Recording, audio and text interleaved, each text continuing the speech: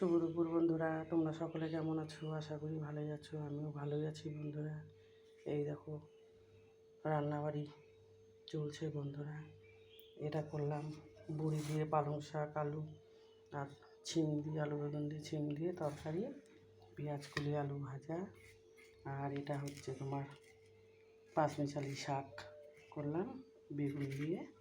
আর এটা ধনেপাতা বাটা। ভাত হয়ে গেছে বন্ধুরা। মাছের ঝোল বসিয়েছি। এই দেখো মাছের ঝোল ফুটছে।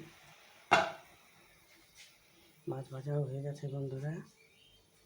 আমার লোকটা এই মাছ ভাজা খেতে ভালোবাসে, কাটা তো তাই কড়কড়া করে ভিজে রেখেছি, ভাজা খাবে।